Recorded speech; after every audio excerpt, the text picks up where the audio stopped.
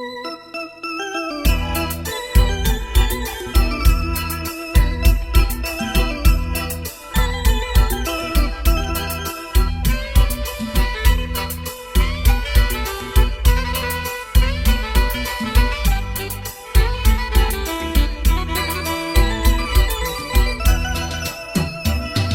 มหาพ่ายแพ้แก่เขาเลยต้องเอาเหล้าบรรเทาคนโง่น้องแต่งข้าแพงพาโลล้มหัวเป็นโตในมืองานดองตาตรองจีบมาผูกพันหัวล้อจอกกันบันงานของน้องคนพ่ายแพ้ได้แต่น้ำตานองนั่งกินยาดองเพื่อดับอารมณ์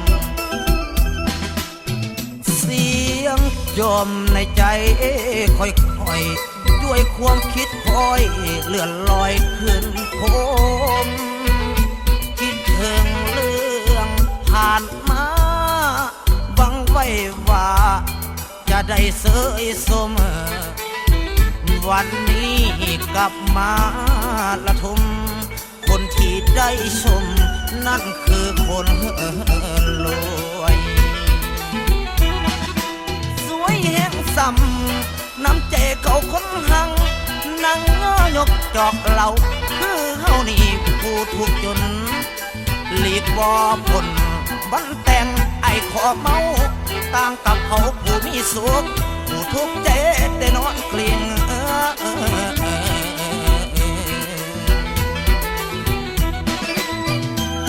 ผู้หญิง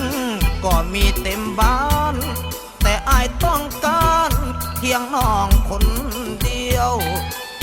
ต้องเมาหนักของวันแห่งเหี่ยวเพราะน้องคนเดียวทำให้อายเสียคนน้ำมนต์เป็นคนกำกอกบรรจุความหลอกซ้ำซอกคนจนเฝ้าถนอมหักมาตั้งดนกายแหลงยังฝนคนรอแต่น้อง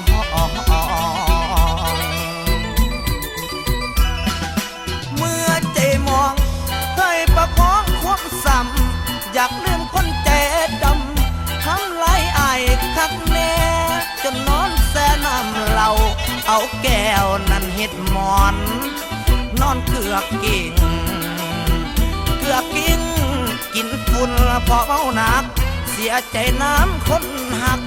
ที่แต่งงานในวันนี้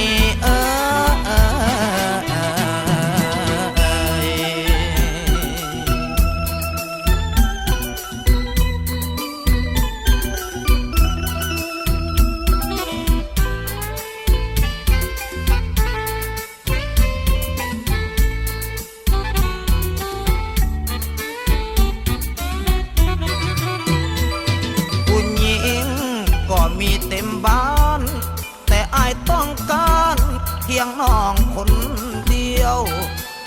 ต้องเมาหนักของวันแห่งเหี่ยวเพราะน้องคนเดียวทำให้อายเสียคน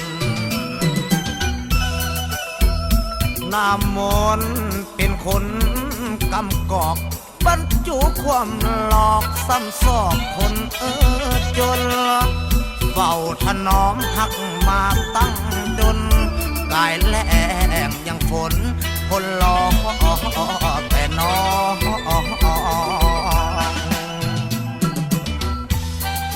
เมื่อใจมองให้ประคองความซ้ำอยากลืมคนใจดำทั้งไหลไอคักแน่จนนอนแซ่น้ำเหล่าเอาแก้วนั้นเฮ็ดหมอนนอนเกือกกิ่งกินฝุ่นพอเมาหนักเสียใจน้ำคนหักที่แตกงาน